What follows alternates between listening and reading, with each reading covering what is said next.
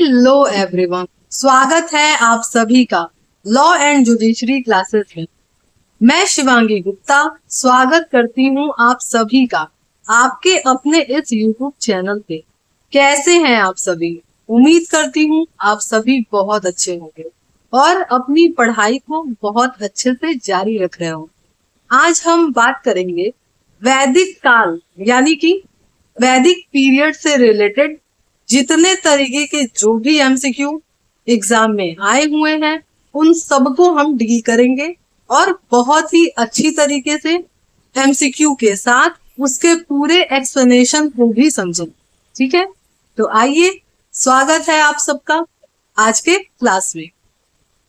लेकिन ये सीरीज जो हम लोग शुरू करे हैं एमसीक्यू का, उसके पीछे हम लोगों ने पहले ही ऑलरेडी सारे एंशियंट हिस्ट्री के लेक्चर कंप्लीट कर लिए हैं। अगर आपने वो नहीं देखा है तो जाइए देख लीजिए और उसके बाद आइए और एमसीक्यू लगाइए। ठीक है, तो चलिए वीडियो स्टार्ट करने से पहले मुझे अपना फेस हटाना पड़ेगा वीडियो वाला, ताकि आपको अच्छे से क्वेश्चन दिखे और आप उसको अच्छे से डील कर पाए। ठीक है, तो चलिए बिना किसी देरी के क्लास को स्टार्ट करते हैं। चलिए, तो सबसे पहला क्वेश्चन क्या है? आर्य शब्द इंगित करता है। ठीक है, तो किसको इंगित करता है? आर्य शब्द श्रेष्ठ वंश को इंगित करता है। ठीक है, आर्य का मतलब ही क्या होता है? श्रेष्ठ। ठीक, चलिए अब इसके एक्सप्लेनेशन को हम लोग देखते हैं।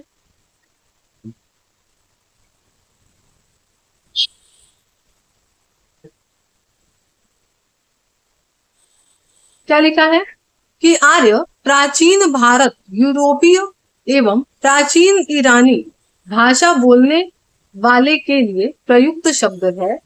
वैदिक संस्कृति में आर्य शब्द को क्या कहा गया है? श्रेष्ठ, श्रेष्ठ, सज्जन और नैतिक अर्थ। ठीक है, कि भाई सभ्य लोग थे जो श्रेष्ठ थे, सज्जन थे, वो क्या थे? आर्य थे। ठीक है, ऐसा कहाँ कहा गया? वैदिक संस्कृति में कहा गया है। ठीक, नेक्स्ट क्वेश्चन है, क्लासिकीय संस्कृति में आर्य शब्द का अर्थ है। तो क्या अर्थ होता है भाई? तो एक उत्तम व्यक्ति। ठीक है, आर्य का मतलब ही क्या है? एक उत्तम व्यक्ति जो श्रेष्ठ हो, सज्जन हो। ठीक,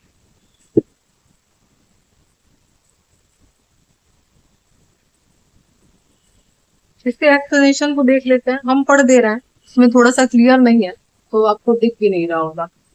क्या लिखा है कि क्लासिकीय संस्कृति में आर्य शब्द का अर्थ होता है एक उत्तम व्यक्ति। ठीक है, यहाँ यही लिखा गया है कि एक उत्तम व्यक्ति। ठीक है, वैदिक साहित्य में कहीं भी आर्य का एक जाति या विशेष भाषा के रूप में उल्लेख नहीं हुआ है। ठीक है, बस क्या कहा गया है कि एक उत्तम व्यक्ति जो है, आर्य के बारे में यही बताया गया है। अब नेक्स्ट क्वेश्चन पे आते हैं हम लोग। नेक्स्ट क्वेश्चन है हमारा कि सबसे पुराना वेद कौन सा है? तो सबसे पुराना वेद कौन सा है? ऋग्वेद है ना, ऋग्वेद। ठीक, यहाँ लिखा भी है कि भारतीय साहित्य में वेद 4 हैं। कौन कौन से? ऋग्वेद, सामवेद, यजुर्वेद तथा अथर्ववेद। ठीक है, नेक्स्ट क्वेश्चन, त्रिवेद के नाम से जाना जाता है। किसको जाना जाता है? तो 3 वेद को जाना जाता है। अब इसमें 3 वेद कौन कौन से आते हैं? तो आपके ऋग्वेद, ऋग्वेद, सामवेद और यजुर्वेद। ये तीनों जो है त्रिवेद है। ठीक है, और जो अथर्ववेद है जो कि बाद में आया था वो इसमें नहीं आता है। लेकिन अगर आपसे कोई वेद पूछे तो चारों के बारे में आप देखेंगे। ठीक है, तब आप अथर्ववेद भी जो है डाल देंगे। ठीक, क्लियर? चलिए, यहाँ लिखा भी हुआ है ना, कि वेद त्रयी या त्रिवेद बोला जाता है इसमें। ठीक है, चलिए नेक्स्ट क्वेश्चन, किस वैदिक ग्रंथ में वर्ण शब्द का सर्वप्रथम उल्लेख किया गया? ठीक है, किसमें? वर्ण शब्द का उल्लेख। तो किसमें किया गया है वर्ण शब्द का उल्लेख? ऋग्वेद में। ठीक है, किसमें किया गया है? ऋग्वेद में।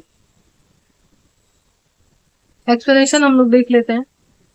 थोड़ा सा माफी चाहेंगे, आपको कष्ट हो रहा होगा देखने में, पर मैनेज कर लीजिए। कोशिश करेंगे कि हम वापस से आपका पीडीएफ क्लियर आए, दोबारा आए तो। ठीक है, क्या लिखा है? वर्ण शब्द का सर्वप्रथम उल्लेख ऋग्वेद में मिलता है। ऋग्वेद में वर्ण शब्द रंग के अर्थ में तथा कहीं कहीं व्यवसाय चयन के अर्थ में हुआ है। ठीक है, आर्यों को गौर वर्ण तथा दासों को कृष्ण वर्ण, यानी कि गोरा और काला। ठीक है, इस तरीके से डिफाइन किया गया। और 10वें मंडल में जो है वो सर्वप्रथम शुद्ध शब्द का मिलता है। शुद्ध शब्द कहाँ मिलता है? सर्वप्रथम 10वें मंडल में। ठीक है, कहाँ के? ऋग्वेद के। चलिए,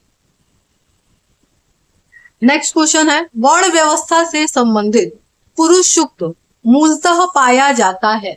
कहाँ पाया जाता है? तो ऋग्वेद में, क्योंकि अभी हम बताए हैं वर्ण व्यवस्था कहाँ है? ऋग्वेद में है। ठीक है,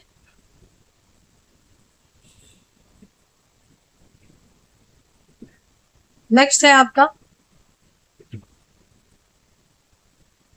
सुमेलित करना है। ठीक है, तो सबसे पहले जो है, सबसे इजी आपको क्या लग रहा है? सामवेद के बारे में हम लोग पढ़े थे कि सामवेद किससे रिलेटेड है? संगीत से, है ना? तो सामवेद का चौथे का आपका चौथा हो जाएगा। तो चौथे का चौथा दो जगह दिख रहा है, यानी सी और डी तो होगा नहीं। ठीक है, इसके बाद हम लोग क्या देखे थे? सबसे इजी इसके बाद क्या लग रहा है बताइए? ऋग्वेद लग रहा है ना सबसे इजी। तो ऋग्वेद क्या था? ईश्वर की महिमा, है ना, कि भाई ईश्वर की पूजा पाठ किसमें बताया गया है? ऋग्वेद में। तो बी का पहला कहाँ है? Option number A. ठीक है, चलिए इसके बारे में पढ़ लीजिए, क्या लिख रहा है? अथर्ववेद औषधियों से संबंधित है। ऋग्वेद में ईश्वर की महिमा यानी कि देवताओं की स्तुति, यजुर्वेद में कर्मकांड बलिदान, और सामवेद जो है वो संगीत से है। ठीक है, चलिए आगे फिर से क्या करना है? मैचिंग करना है। ठीक है, हाँ, तो अभी सबसे इजी क्या लग रहा है बताइए फिर से? संगीत, तो सामवेद। सी का पहला दो जगह है, यानी कि ये दोनों तो होगा नहीं। ठीक, उसके बाद हम लोग क्या देखे हैं? प्रार्थनाएं स्त्रोत किधर? तो ए का चौथा हो गया, ए का चौथा जैसे ही ऑप्शन नंबर ए। ठीक है, और बाकी क्या है आपका? अथर्ववेद तंत्र मंत्र है, और यजुर्वेद क्या है? कर्मकांड है ना? क्लियर? नेक्स्ट क्वेश्चन,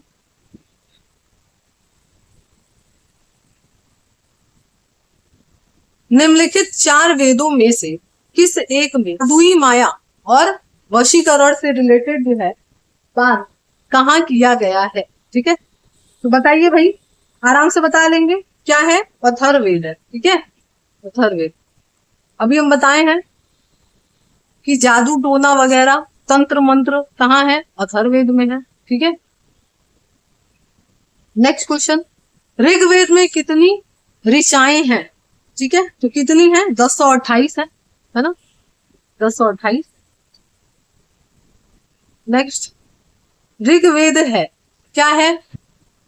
स्त्रोतों का संकलन, है ना? यही है ना, अभी हम लोग देखे थे, स्त्रोतों का संकलन है। नेक्स्ट आते हैं हम लोग, मैचिंग करना है। ठीक है, सुमेलित करना है, ये भी ठीक दिख रहा है साफ से। सबसे पहले क्या है? ब्राह्मण है। ठीक है, गौपथ है, सतपथ है, त्रेय है ना, पंचवीश है। तो कौन किससे रिलेटेड है? तो सबसे पहले जो है, सबसे इजी क्या लग रहा है? ऋग्वेद। ऋग्वेद का क्या है? ऐत्रेय है। पहले का तीसरा कहीं दिख रहा है? बस इसी से आंसर निकल गया, है ना? ऑप्शन नंबर सी हो जाएगा। ठीक है, फिर भी हम मैचिंग करा दे रहे हैं। इसके बाद क्या है? सामवेद, पंचवीश। उसके बाद अथर्ववेद क्या है? तो अथर्ववेद से है आपका भूपत, और फिर यजुर्वेद क्या है? शतपथ। ठीक है, चलिए यहाँ आपका एक्सप्लेनेशन दिया हुआ है, इसको आप पॉज करके देख सकते हैं या फिर चार्ट बना सकते हैं।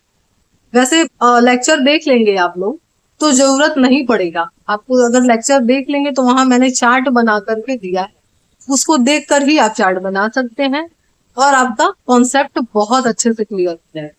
ठीक है, नेक्स्ट क्वेश्चन, निम्नलिखित में से कौन सा ब्राह्मण ग्रंथ ऋग्वेद से संबंधित है? बताने की जरूरत है, बताइए क्या है? ऋग्वेद, अभी हम लोग देखे हैं, है ना। नेक्स्ट, ठीक है, ये पढ़ लीजिएगा एक्सप्लेनेशन।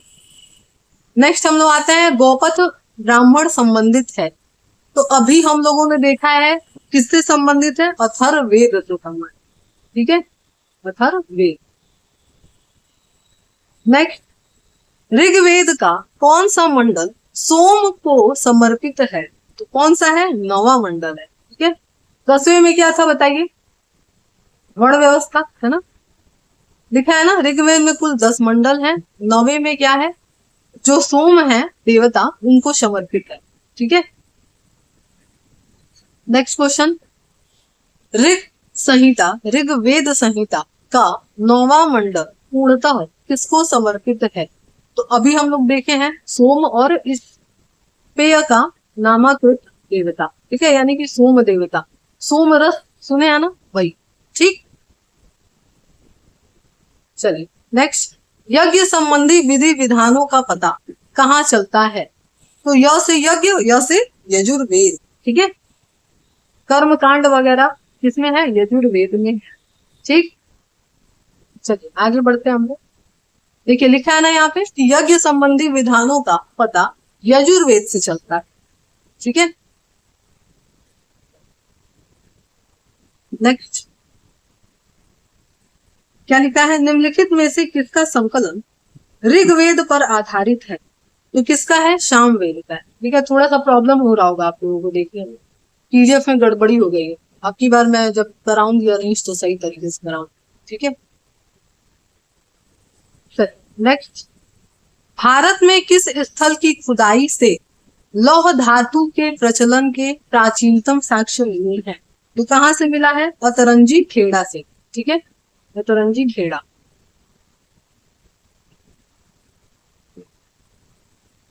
ठीक है, अतिरंजी खेड़ा जो है अहिछत्र, आलमगीरपुर, मथुरा, रोपड़, श्रावस्ती, काम्पिल्य आदि स्थानों से जो है लौह युगीन संस्कृति के अवशेष मिले हैं, यानी लोहे की खोज हुई, ठीक है।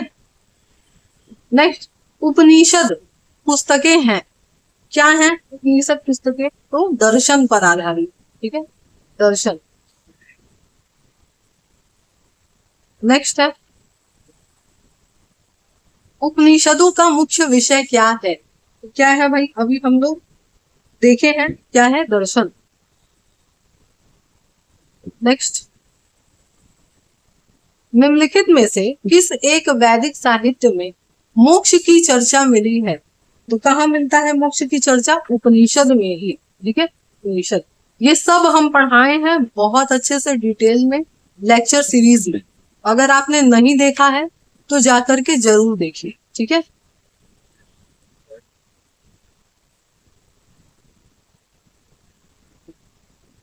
नेक्स्ट है, आध्यात्म ज्ञान के विषय में नचिकेता और यम का संवाद किस उपनिषद द्वारा प्राप्त होता है? ठीक है, तो किसके द्वारा प्राप्त होता है? आपके कठोपनिषद, ठीक है, कठोपनिषद। यहाँ लिखा हुआ है एक्सप्लेनेशन, क्या लिखा है? कठोपनिषद में यम नचिकेता का संवाद उल्लिखित है।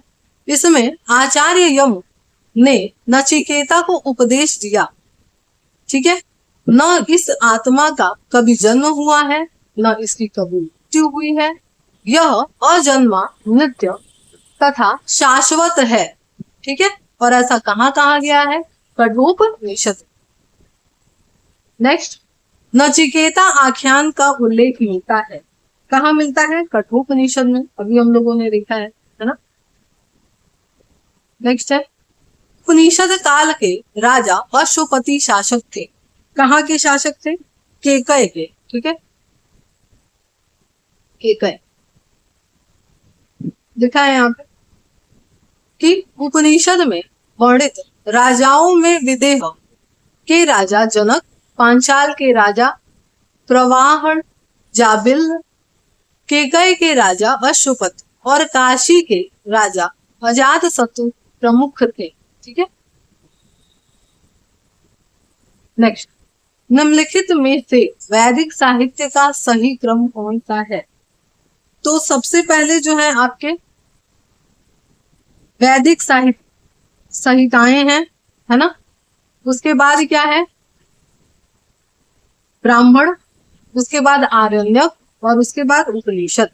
तो ऑप्शन नंबर ए।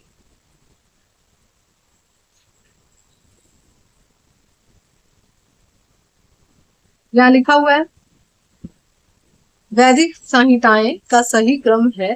ठीक है, इसको अच्छे से आप लोग याद कर लीजिएगा। ठीक है, नेक्स्ट क्वेश्चन है, आरंभिक वैदिक साहित्य में सर्वाधिक वर्णित नदी कौन सी है? कौन सी है? सिंधु नदी। ठीक है, सिंधु नदी।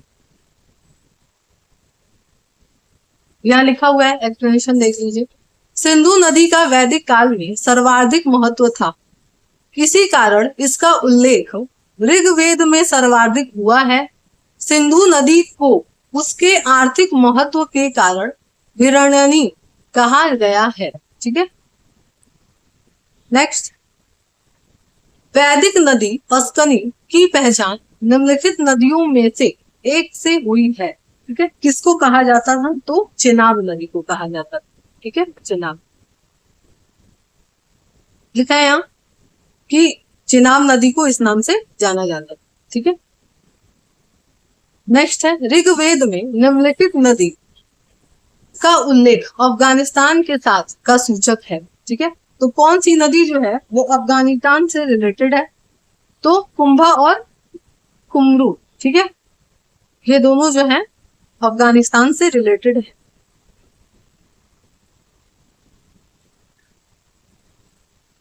यहाँ लिखा भी हुआ है ऋग्वेद में उल्लेखित कुंभा यानी कि काबुल, कुमरू यानी कि कुर्रम, गोमती यानी कि गोमल और सुदास्तु यानी कि स्वात नदियां अफगानिस्तान में बहती हैं।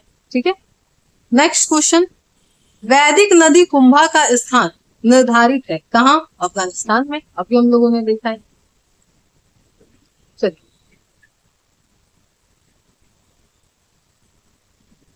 मैचिंग करना है। ठीक है,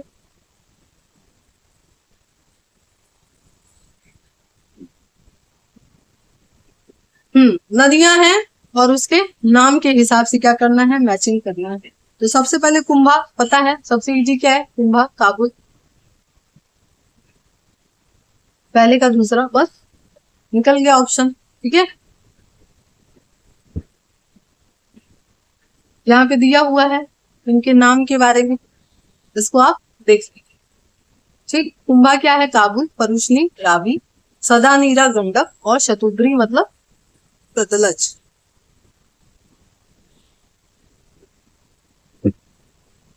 निम्नलिखित में से कौन सी प्रथा चतुष्थ युद्धोत्तर काल में प्रचलित हुई? तो कौन सी प्रचलित हुई भाई? ब्रह्मचर्य, गृहस्थ, वानप्रस्थ और संन्यास, 4 आश्रमों के बारे में बताया गया। यहाँ लिया है, डिटेल दिया है, क्या लिखा है? आश्रम व्यवस्था, ब्रह्मचर्य, गृहस्थ, वानप्रस्थ और संन्यास, कि आप अपने जन्म से 1 से 25 साल तक क्या पालन करेंगे? ब्रह्मचर्य का, उसके बाद 25 से 50 गृहस्थ, फिर 50 से 75 वानप्रस्थ और फिर संन्यास लेंगे और भगवान का नाम लेते हुए मृत्यु लोक छोड़ करके चले गए। ठीक है, नेक्स्ट क्वेश्चन, धर्म तथा ऋतु भारत की प्राचीन वैदिक सभ्यता के एक केंद्रीय विचार को चित्रित करते हैं। इस संदर्भ में कथनों पर विचार कीजिए। ठीक है, पहला कथन क्या कह रहा है कि धर्म व्यक्ति के दायित्व एवं स्वयं तथा दूसरों के प्रति व्यक्तिगत कर्तव्यों की संकल्पना करता था। ये बात तो सही लग रहा है ना? धर्म ऐसा ही होता है। दूसरा, ऋत मूलभूत नैतिक विधान था जो सृष्टि और उसमें अंतर्निहित सारे तत्वों के क्रियाकलापों को संचालित करता था। तो देखने में दूसरा भी कथन सही लग रहा है, इसलिए ऑप्शन नंबर आपका सी हो जाएगा। ठीक है, option number C. Next,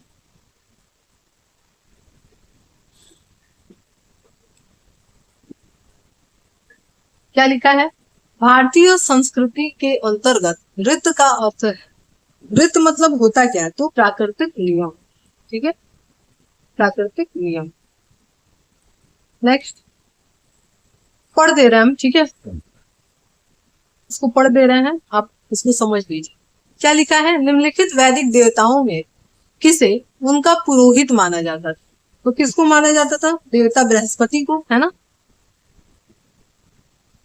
next, निम्नलिखित में से कौन सी वह ब्रह्मवादिनी थी जिसने कुछ वेद मंत्र की रचना की? तो किसने की थी? लोपामुद्रा ने। ठीक है, लोपामुद्रा ने। नेक्स्ट क्वेश्चन है, ऋग काल में निष्क किसको कहा जाता था? ठीक है, क्या आभूषण था? निष्क मतलब कि कौन सा आभूषण? तो निष्क मतलब होता था आपका सिक्का। ठीक है, क्या होता था? सिक्का।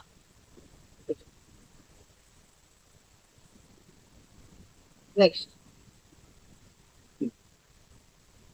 ऋग वैदिक काल में निष्क किस अंग का आभूषण था? ठीक है, तो किस अंग का था? गले का। ठीक है, गले का आभूषण। नेक्स्ट है, प्राचीन भारत में निशाका कहा जाता था किसको? तो स्वर्ण आभूषण को कहा जाता था। ठीक है, सोने के आभूषण मतलब ज्वेलरी। नेक्स्ट है, वो भोगज कोई महत्वपूर्ण है, किस लिए महत्वपूर्ण है? तो देखा जाए तो ऑप्शन नंबर बी सही लग रहा है। क्या लिखा है यहाँ पे? यहाँ से प्राप्त अभिलेखों में वैदिक देवी और देवताओं का नाम उल्लेखित था। ठीक है, ऑप्शन नंबर बी।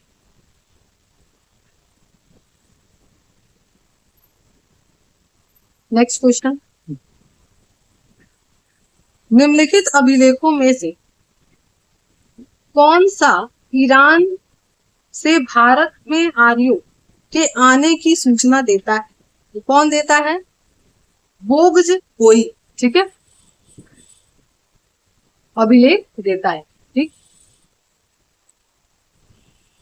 नेक्स्ट, 14वीं सदी ईस्वी पूर्व का एक अभिलेख जिसमें वैदिक देवताओं का वर्णन है, वो किसमें है? बोगज कोई में है। ठीक है, बोगज कोई से मिलता है। नेक्स्ट, निम्नलिखित में से किसने आर्यों के आदि देश के बारे में लिखा है? तो किसने लिखा है भाई? आपके बाल गंगाधर तिलक। ठीक है, बाल गंगाधर तिलक। देखिए क्या है इनके अनुसार कि बाल गंगाधर तिलक कहते हैं कि आर्यों के आदि देश के बारे में लिखा है, और इनका ये मत था कि आर्य आदि देश के उत्तरी ध्रुव से आए हैं। ठीक है, लेकिन इतिहासकारों ने इसे माना नहीं है इनकी बात। चलिए नेक्स्ट है, जिस ग्रंथ में पुरुष मेघ का उल्लेख है वह है, तो कौन सा है? शतपथ ब्राह्मण। ठीक है, शतपथ ब्राह्मण। नेक्स्ट है, शतपथ ब्राह्मण में उल्लिखित राजा विधेद माधव से संबंधित ऋषि हैं, वो कौन है? आपके ऋषि गौतम रघुगढ़। ठीक है,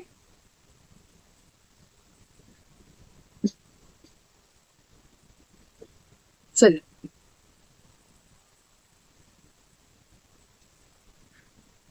क्वेश्चन है, उत्तर वैदिक काल में निम्नलिखित में से किनको आर्य संस्कृति का धुर समझा जाता है? तो किनको समझा जाता है? अंग और मगध। के अंग और मगध।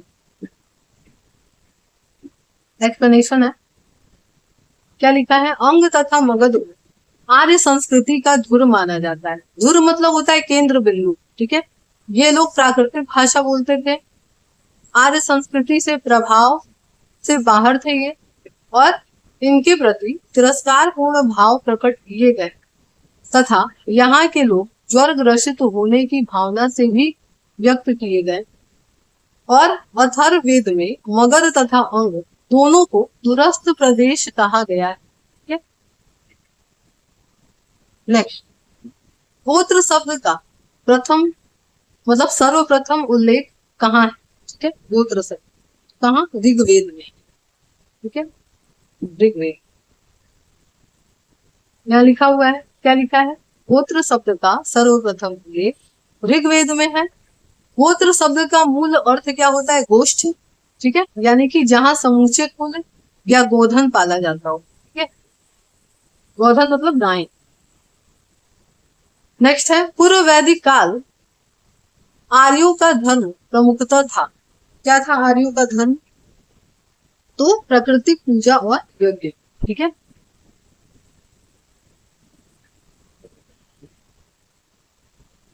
नेक्स्ट देखिए, इसको पढ़ लीजिएगा, हाँ, पॉज करके। क्या लिखा है? पढ़ दे रहे हैं हमें। पूर्व वैदिक आर्यों का धर्म मुख्यतः प्राकृतिक पूजा और यज्ञ पे आधारित था। ठीक है, यही लिखा हुआ है यहाँ। चलिए नेक्स्ट है, ऋग्वेद काल में जनता निम्न में से मुख्यतया किसमें विश्वास करती थी? तो किसमें विश्वास करती थी? आपके बलि और कर्मकांड। ठीक है, नेक्स्ट,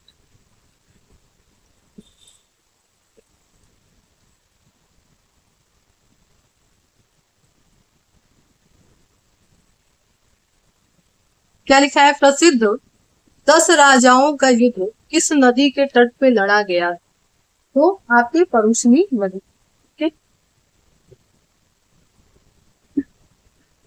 एक्सप्लेनेशन है,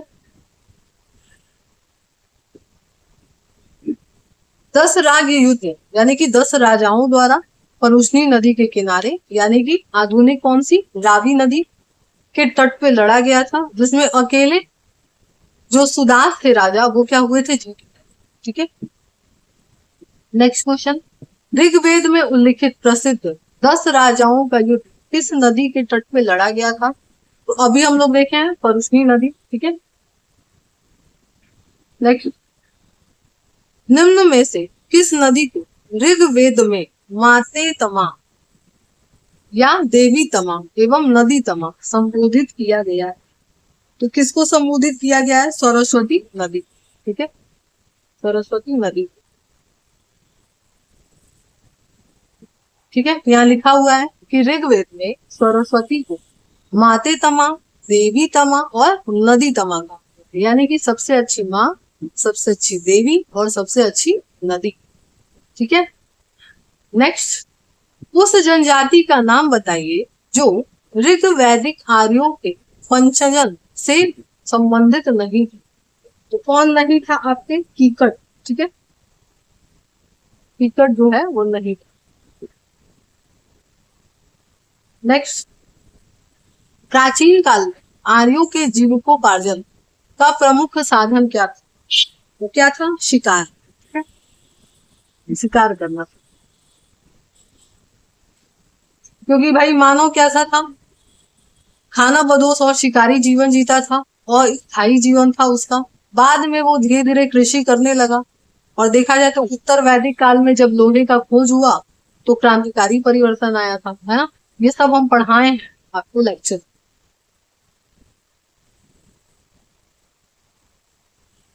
नेक्स्ट क्वेश्चन है, ऋग्वेद में उल्लिखित यव शब्द किस कृषि से संबंधित है? तो जव से, यानी कि जौ। नेक्स्ट, वैदिक युग में प्रचलित लोकप्रिय शासन प्रणाली कौन सी थी? तो वंश परंपरागत राजतंत्र। नेक्स्ट है, वैदिक यूनियन सभा, है ना, किससे रिलेटेड है? तो आपके मंत्री परिषद। ठीक है, क्या थी? मंत्री परिषद। नेक्स्ट, किस वेद में सभा और समिति को प्रजापति की दो पुत्रियां कहा गया है? तो अथर्ववेद। ठीक है, अथर्व। नेक्स्ट क्वेश्चन, वैदिक जनसभा जो न्यायिक कार्यों से संबंधित थी, कौन सी थी भाई? तो सभा ही था। ठीक है, बाकी तो ऑप्शन देने की जरूरत नहीं, सभा ही था।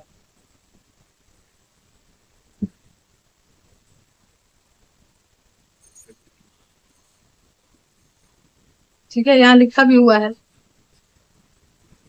कि सभा, समिति और विद्वत था, जो कि सभा जो है वो न्यायिक कार्यों से ही संबंधित। ठीक है, नेक्स्ट क्वेश्चन, आयुर्वेद अर्थात जीवन का विज्ञान का उल्लेख सर्वप्रथम मिलता है, कहाँ मिलता है? आपके अथर्ववेद। ठीक है, अथर्व।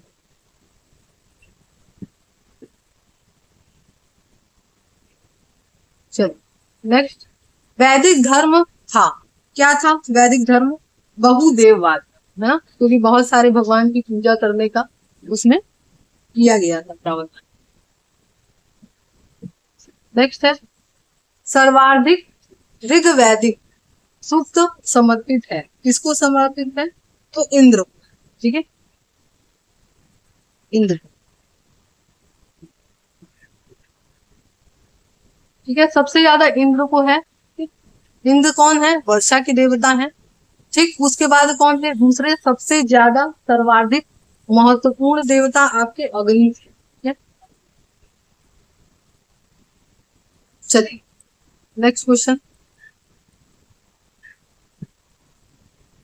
ऋग्वेद में सर्वाधिक संख्या में मंत्र संबंधित है, किसको लेकर के हैं? अग्नि, क्योंकि यहाँ इंद्र नहीं लिखा है इसलिए सेकंड वाले पे अग्नि आ गया। नेक्स्ट है, निम्नलिखित में से किसे ऋग्वेद में युद्ध का देवता समझा जाता था? तो किसको? इंद्र। ठीक है, इनको पुरंदर वगैरह भी कहा जाता था। ठीक है, गज बेटकर, पुरंदर। चलिए नेक्स्ट है, निम्नलिखित में से पूर्व वैदिक आर्यों का सर्वाधिक लोकप्रिय देवता था, कौन था? इंद्र, है ना, इंद्र। नेक्स्ट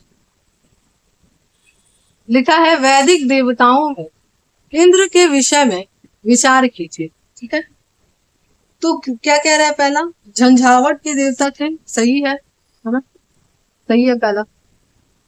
नेक्स्ट क्या कह रहा है आपका? कि पापियों को दंड देते थे, नहीं। फिर कह रहा है नैतिक व्यवस्था, नहीं। वर्षा के देवता थे, ये भी है। पहला चौथा ऑप्शन नंबर बी।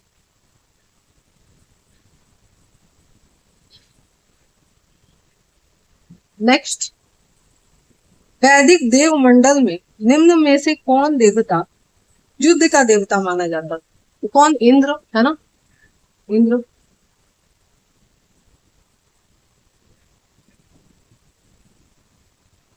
नेक्स्ट, 800 से 600 ईसा पूर्व का काल किस युग से जुड़ा है? तो किस युग से जुड़ा है? आपके ब्राह्मण युग से। ठीक है, ब्राह्मण युग से। ठीक है, यहाँ लिखा भी है 800 से 600 ईसा पूर्व का काल ब्राह्मण युग से जुड़ा हुआ है।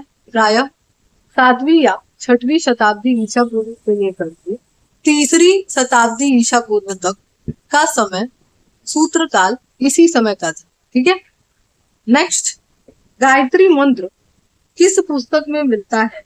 किस में मिलता है? आपके ऋग्वेद में। ठीक है, ऋग्वेद। ठीक है, यहाँ लिखा है गायत्री मंत्र ऋग्वेद में उल्लिखित है। इसके रचनाकार कौन है? आपके विश्वामित्र हैं। ठीक है, और ये किसको समर्पित है? तो सविता यानी कि सूर्य देवता को समर्पित है। और कौन से मंडल में है? तो तीसरे मंडल में। ठीक है, तीसरे मंडल। नेक्स्ट, गायत्री मंत्र के नाम से प्रसिद्ध मंत्र सर्वप्रथम किस ग्रंथ में है? कहाँ है? ऋग्वेद में। नेक्स्ट, गायत्री मंत्र की रचना किसने की थी? तो अभी हम लोग देखे थे किसने? विश्वामित्र ने। ठीक है, नेक्स्ट, सर्ग, प्रतिसर्ग, वंश, मंत्रण और वंशानुचरित संकेतक हैं। किसके संकेतक हैं? पुराणों के। ठीक है, किसके? पुराणों के।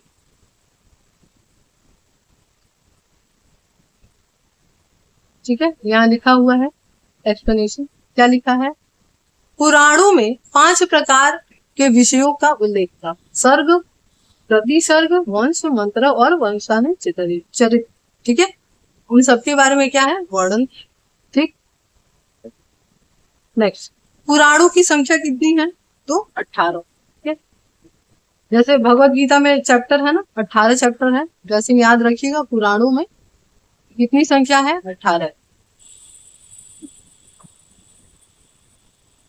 नेक्स्ट, श्रीमद् भगवत गीता मौलिक रूप से किस भाषा में लिखी गई थी? किसमें? संस्कृत में, है ना? ठीक है, भगवत गीता का नाम लिए थे और क्वेश्चन भी आएगा, है ना? चलो, क्या लिखा है? महाभारत मूलतः किस रूप में जानी जाती है? तो किस रूप में जानी जाती है? जय संहिता। ठीक है, यहाँ लिखा है, क्या लिखा है कि महाभारत के प्रारंभिक रचनाकाल 8800 श्लोक हैं इसमें, और इसे जय संहिता के नाम से जाना जाता है। बाद में महाभारत का दूसरा संकलन जो कि भारत नाम से आया, और उसमें 24,000 थी श्लोक। वर्तमान में महाभारत में 1,00,000 श्लोक हैं, और यह अंतिम संस्करण, ठीक है, जिसे महाभारत के नाम से भी जाना जाता है।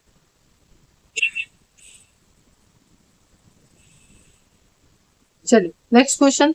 हिंदू पौराणिक प्रथा के अनुसार समुद्र मंथन में किस सर्प को रस्सी के रूप में प्रयोग किया गया है? तो किसको? वासुकी। ठीक है,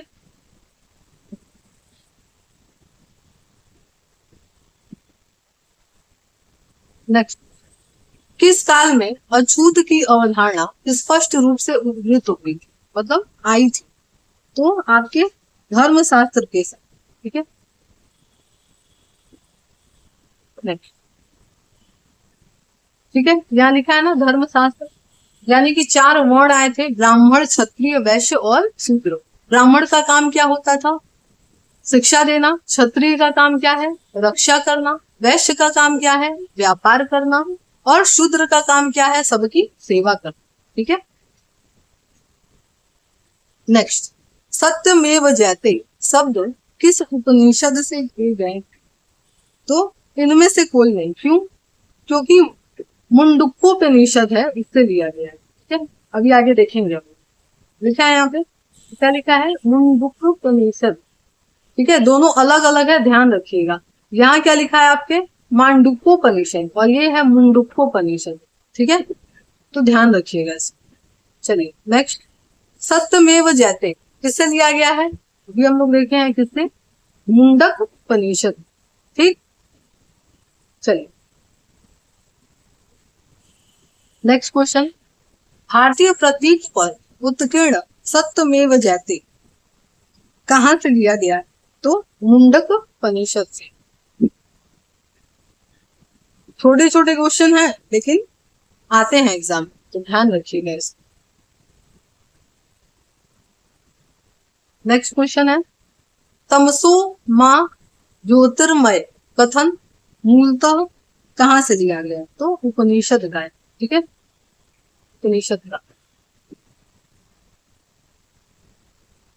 ठीक है, बृहदारण्य उपनिषद से लिया गया है। नेक्स्ट है, किस उपनिषद का शाब्दिक अर्थ सफेद घोड़ा है?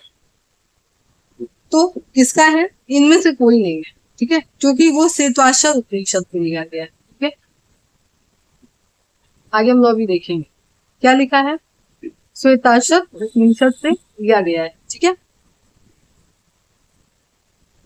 नेक्स्ट, सत्यकामा जबाला की कथा जो कि अनब्याही माँ होने का लांछन को चुनौती देती है, वो किससे लिया गया है? आपके छांदोग्योपनिषद से। ठीक है, छांदोग्योपनिषद।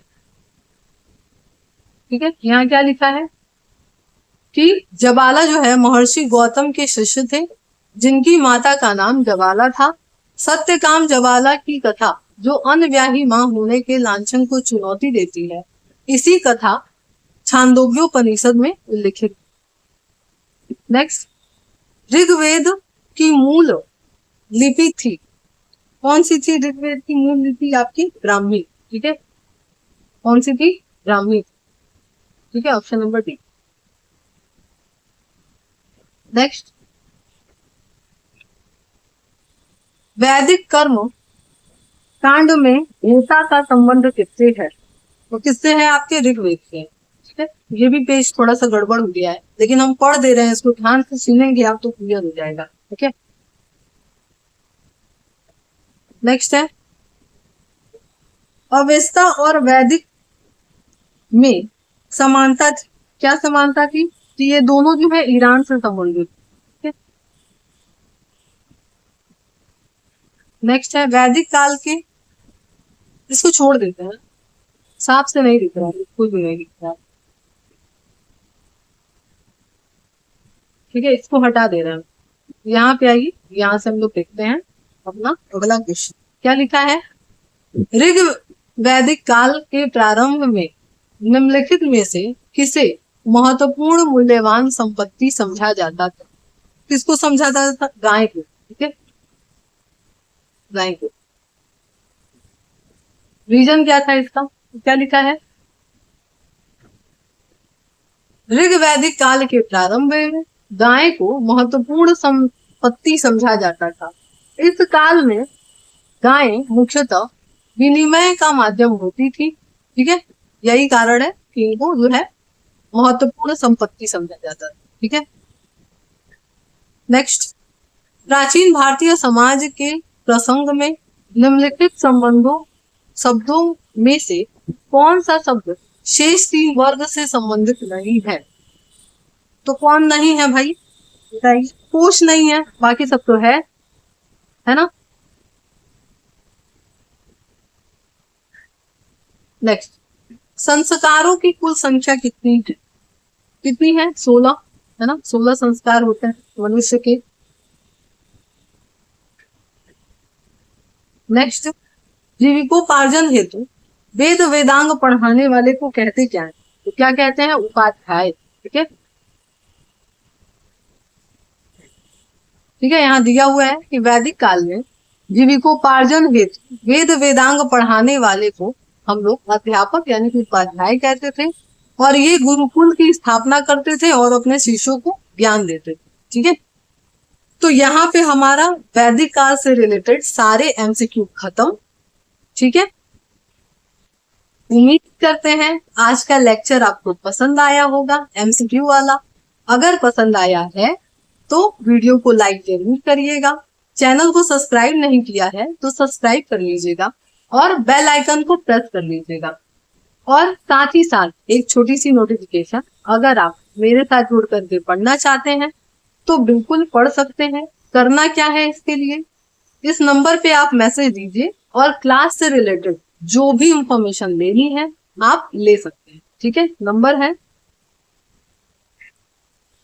7408472680। ठीक है, इस नंबर पे आप मैसेज दे करके क्लास से रिलेटेड जो भी इंफॉर्मेशन लेनी है ले सकते हैं, जुड़ सकते हैं और पढ़ सकते हैं। ठीक है, तो चलिए फिर मिलते हैं नेक्स्ट क्लास में।